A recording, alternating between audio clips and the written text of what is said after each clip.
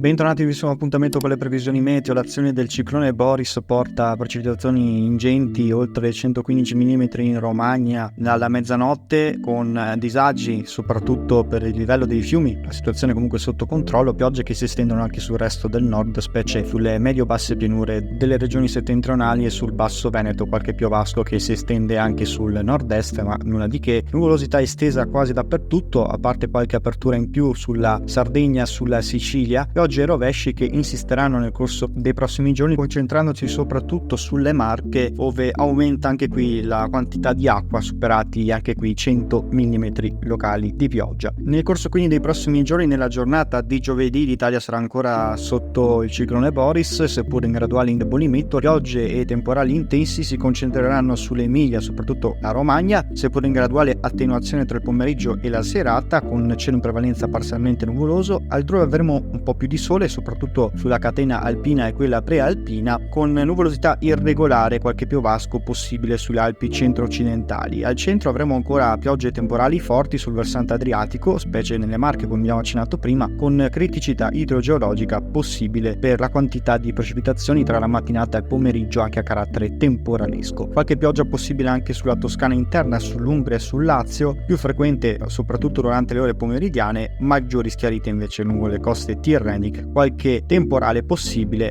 sulla Puglia, invece avremo tempo più asciutto sulla Calabria e sulla Sicilia, seppur con nuvolosità in aumento entro la serata. Nulla da segnalare sulla Sardegna, con cielo in prevalenza poco nuvoloso. Nella giornata di venerdì assisteremo invece a un rinforzo del campo anticiclonico sull'Europa centrale. Ciò vuol dire che il ciclone, che si alimenterà notevolmente sulla Spagna, produrrà l'azione di forti temporali non solo sulla Spagna, in direzione verso la Gran Bretagna, e un fronte umido temporalesco che potrà interessare la Sicilia nel corso della giornata di venerdì porterà qualche possibile pioggia o rovescio sparso, soprattutto sulla Sicilia ionica e la Calabria ionica, possibili anche sulla Alta Puglia. Al centro possibilità di qualche rovescio sulle Marche, comunque in attenuazione. Avremo possibilità di locali rovesci anche sull'Appennino meridionale, più aperture invece lungo il versante tirrenico, sull'Emilia Romagna, praticamente su quasi tutto il centro-nord. Sulla Sardegna prevalenza di cielo poco parzialmente nuvoloso, e come abbiamo accennato prima, questo fronte temporalesco potrà provocare qualche locale rovescio lungo il versante ionico e andrà a situarsi sulla Grecia per portare dei forti temporali. L'alta pressione invece nel corso della giornata di sabato rinforzerà sul Mediterraneo centrale e anche sull'Italia, concedendo quindi una pausa dai fenomeni. Torneremo ad avere temperature in aumento, con massime praticamente ovunque tra i 23 e i 25 gradi, soprattutto sulla Sicilia, dove si registrerà un campo anticiclonico subtropicale che porterà a temperature anche oltre i 26 gradi. Il flusso di correnti orientali quindi terminerà di azionare sull'Italia e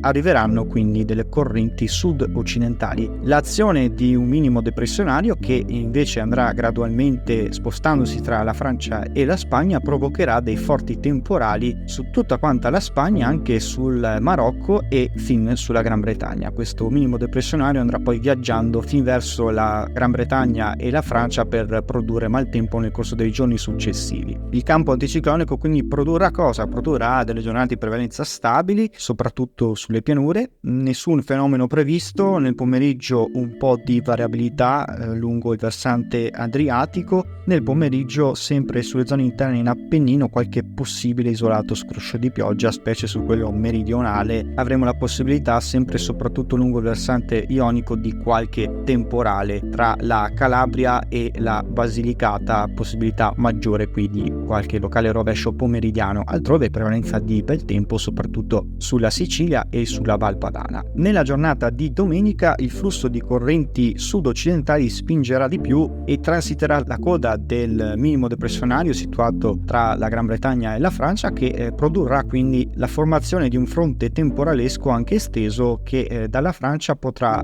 interessare anche la Sardegna e parte della Sicilia settentrionale. Qui assisteremo a un aumento della nuvolosità non solo su tali zone ma anche sulle Alpi occidentali al nord-ovest, con possibilità di qualche pioggia entro la serata sui settori alpini. Assisteremo a un tempo più soleggiato altrove per la persistenza di un debole campo anticiclonico che garantirà tempo più stabile, soprattutto sulle regioni del nord, sia sul versante tirrenico e quello adriatico, possibilità di qualche locale piovasco sull'Appennino meridionale, sempre tra Calabria e la Basilicata, con aumento invece della instabilità sulla Sardegna e sulla Sicilia, con temporali anche forti durante le ore pomeridiane, in modo particolare sulla Sardegna. Un po' tutta quanta l'isola vedrà l'azione di temporali, sulla Sicilia maggiormente probabili sulle zone settentrionali, invece più aperture sul versante ionico. Uno sguardo anche a quello che accadrà nei giorni successivi. La tendenza per la prossima settimana vede un inizio di settimana tra lunedì e martedì per il transito di un fronte instabile sulle regioni del nord, con instabilità fin sul versante tirrenico, della locale instabilità possibile sull'Appennino centrale. Poi la tendenza dalla giornata di giovedì vedrà l'approfondirsi di un campo di bassa pressione molto esteso, con la possibilità che